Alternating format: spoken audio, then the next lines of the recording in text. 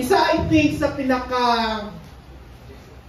effective na tools ni Satan, amo niya ang discouragement. You know kung ma-discourage ka, daw, kung ma-discourage ka, daw kakadulakan ka gana. Pala kung na-discourage ka sa trabaho mo, gapakad to, kapag lang sa lubrahan mo, kapoy ka na mika. Sakto? Kung na-discourage ka sa asawa mo, mapugto, kapag lang kapoy ka na. Hindi na lang. Sa talon yun. Or sa panan nyo. Kung discourage ka mo, sa isa ka mo daw, di ba daw kakapoy? Daw hindi na magulang? O kung na-discourage ka sa trabaho, sa negosyo, sa pag-eskwela, kakadulaan ka? Right! Pero, kinala natin, ma-overcome ang discouragement. God! Istorya natin na today, ang ating isunod ka pamangkot. Tamo ka diya pamangkot. Sino ang ready na magdaog sa discouragement? Hallelujah! Sa discouragement. Amen! Yung word ka po ikaw! You know, sa Biblia, kung tanawin natin, isa ng mga heroes of faith, may times ang na-discourage na na-discourage. Remember Moses? May time na-discourage siya, di ba? Ano ba niya, Brother Gilson? Saan na-discourage siya? Mas mayo pa, mapatay na lang siya, something like that. Si Elijah, di ba? Ako man! Si Elijah sa na-discourage siya ng bala. Lord ko, ano na ang life ko? Eh, di ba si Elijah na to? Si Elijah na nagka-perde sa... Ano ka tama mga propeta ni Baal? Di ba, victorious siya. Grabe ang milagro sa iya sa Ginoo. Pero, isa ka lang na-discourage siya, Lord. Mas mayo pakuhaan na lang ang life ko. Ano na picture sa niya? Isa ka tawang na-discourage. Even David. Di ba? May mga times na nakapuhin na na-discourage siya. Sino pa? Si Jonah! Basta kisubo sa Ginoo ka remember that? Sa kisubo sa Ginoo ka magwali sa Nineveh. Reklamo siya. Nangakit pa siya, discourage siya. Kagalagyo pa siya. Ito naman niya. So, ano gusto kang balon sa aton? Sige na mo, paningan na discourage sa Bible. Pero ako lang na isang mula. Ano gusto kang balon sa aton? Wala exempted eh. Bisa na ano ka pa kainit sa Ginoo, bisa na ano pa ang inimukan sa nga Diyos sa kapuhin mo, maabot kinangtan kung kaisa nga ma-discourage ka. Normal niyang discouragement mga utod ko. And you are not a bad Christian when you are discouraged. Hello? Hindi nahihina ang pagtuo mo kung nakaka-discourage ka. Normal na! Kasi ko lang, balo na, discourage mo. Magayahan dito. Kopi mo muna ka sa pagtuo. Ikaw, be, discourage ka na, palag ka makulang sa pagtuo mo. Parang wala ka nakaptan ng microphone, kaya pasit ka, dolo mo na. Doon na kalalakin ako na, palalo pa akong ulang sa pagtuhain mo. Sakto lang ako dito. Kung may nakaka-discourage, hindi nyo na pagdugangi. Ang unang-unang lesson taguro na, Sister Julie, diba kung na-discourage sa kasawa mo o ang bana mo, hindi na pagdugangi, basol. Amen. Discourage sa daghan eh. Insultuhon mo pa, akigan mo pa.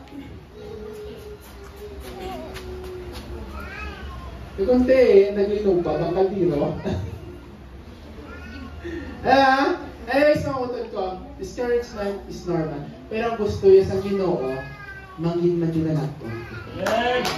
Okay? So, yan na niya, tanawin talaga ang pipila ka lessons na sa book of Nehemiah. Ano ba lang ang reason na discourage sila?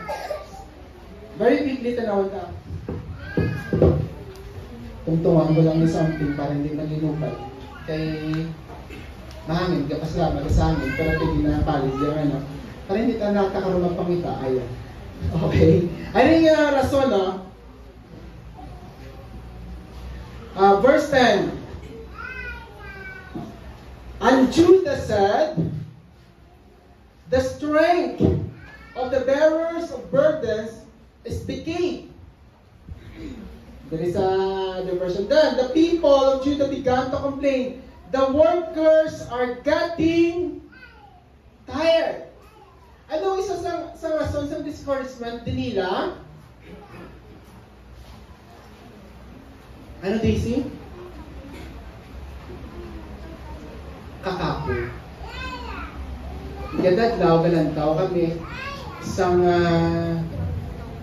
series. Naglista ko, gusto sa kadaw ako sa awal, naglista ko. Wala sa kapalong ko sa mga lista ko. Ang bagay isang mama ni Ison, when life gives you a tangerine. Anyways, hambal niya, kung ang katawan ay napapagod, though something like this, nalipat mo, eksakto kung paano lagi hambal. Kung ang katawan ay napapagod, ang puso ay napapagod.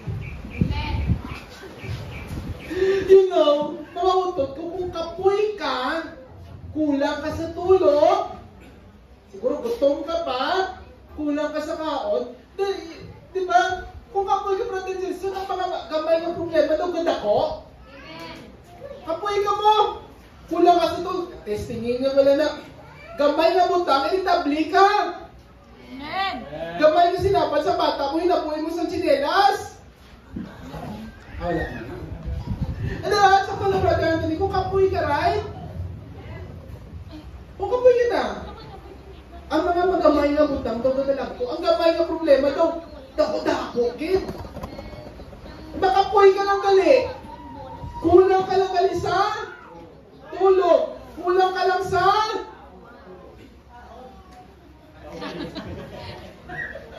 aray. Sa tulog kag sa kaon, pwede man.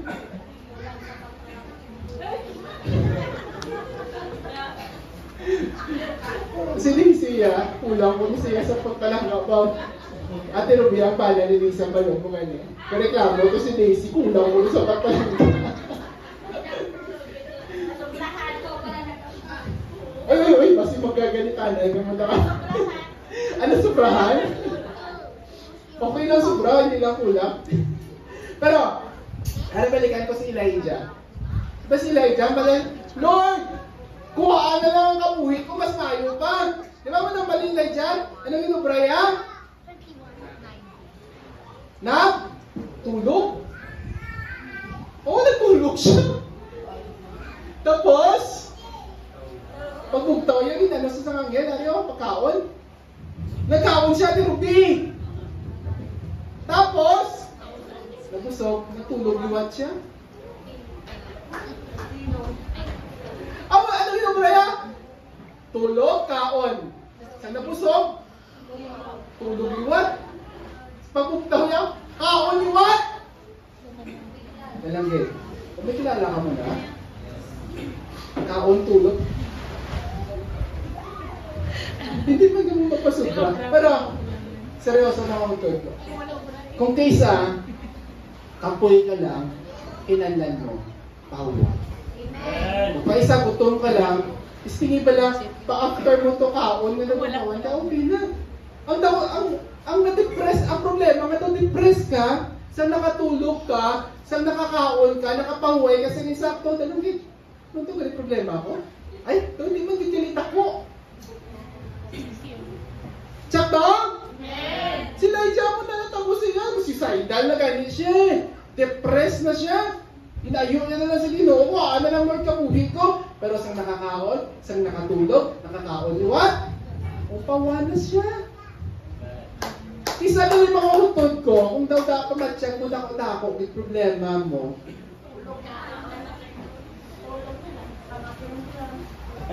Ano?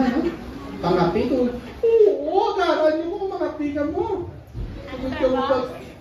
Hindi ko maghindian, at tinupin ko magaron mo. Lalo na pag dito sa Tagaytay,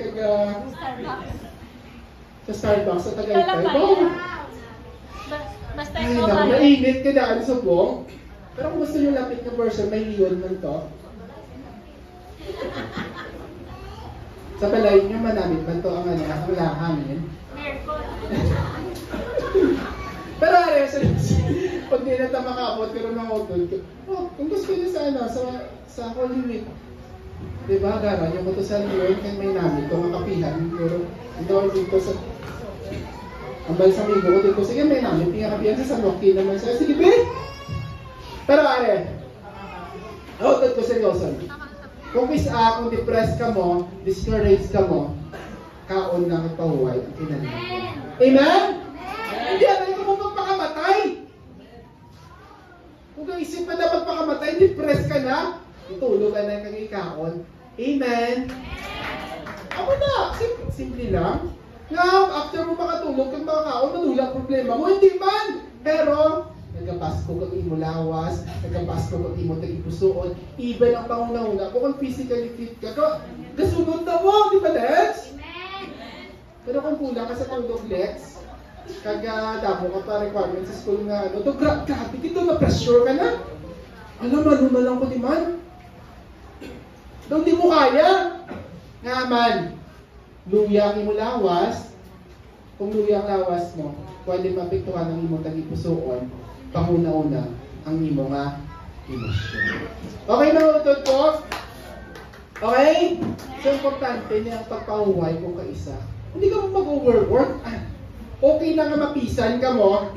Wala tayo yung ginakonsinte ang tamad, kasi ang balon yung kung papuling mo. Nay, pahuway lang nga, nay. Isa lang si Mana nga pahuway mo, wala ka mag-braw-braw.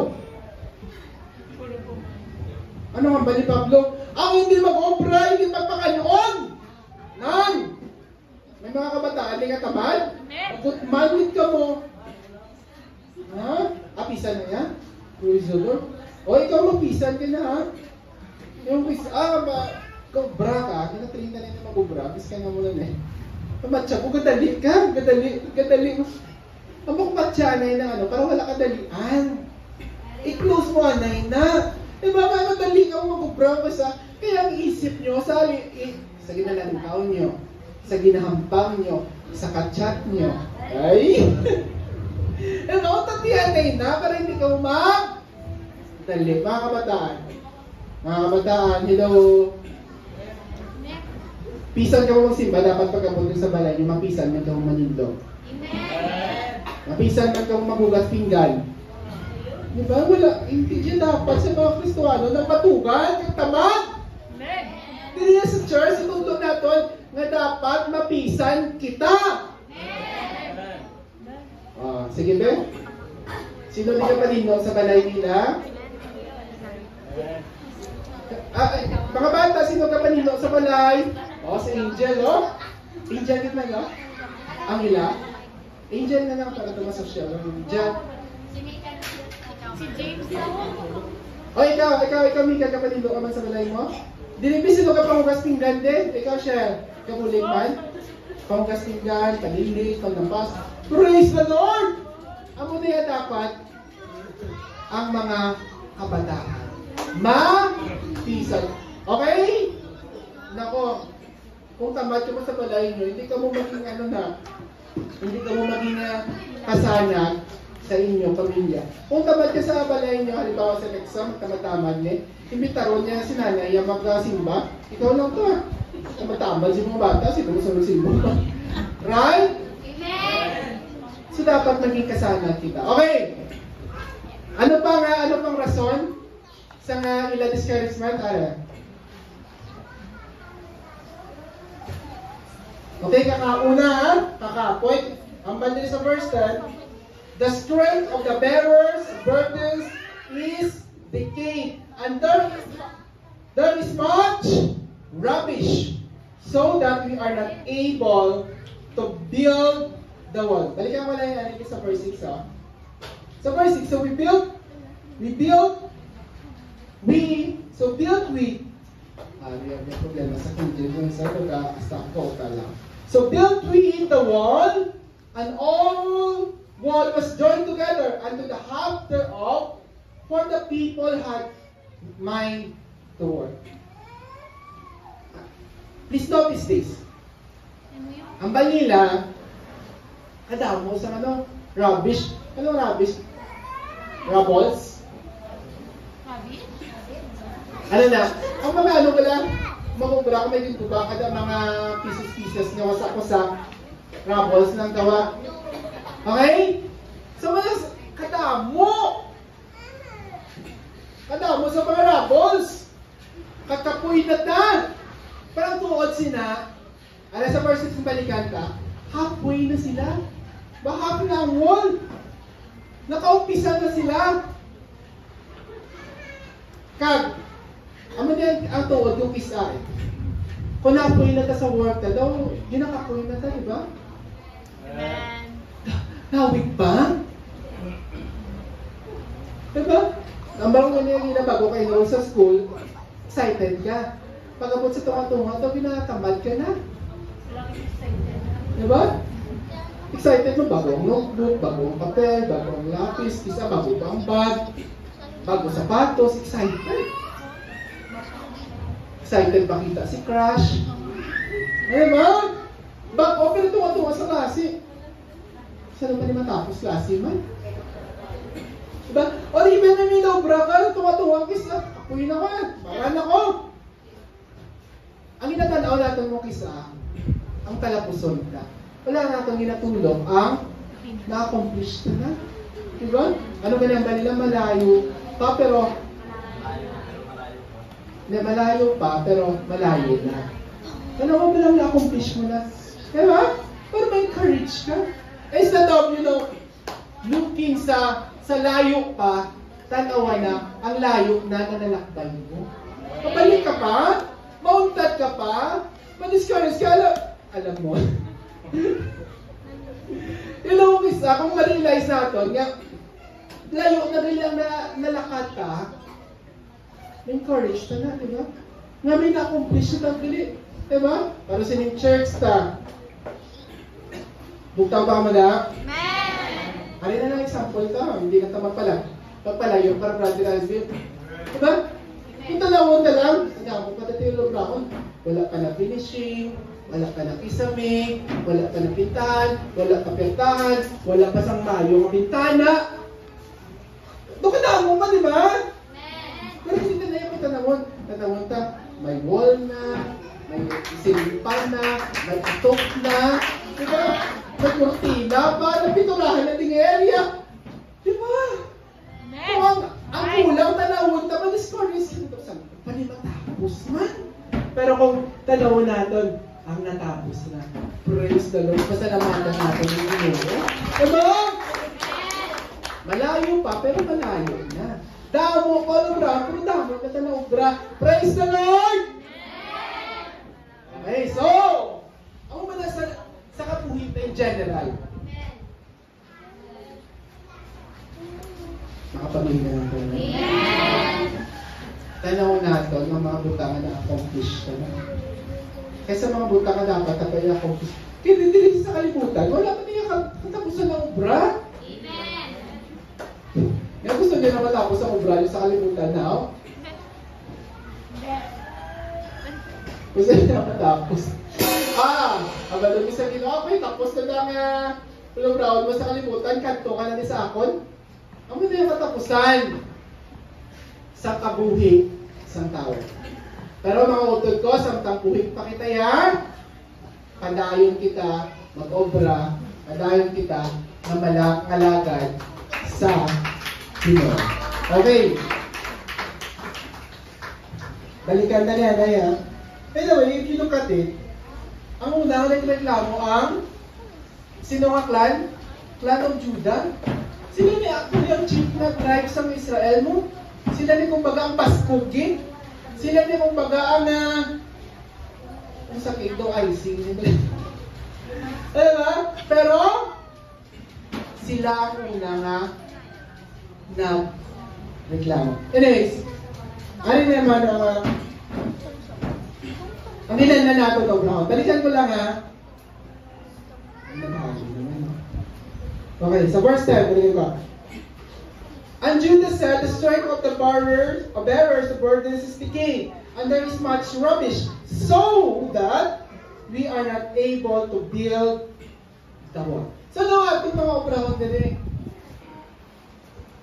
Una, ano kinala natin, no? Kinala natin, una nga, P. Kinala natin, o kinala makabalon na mag-prioritize.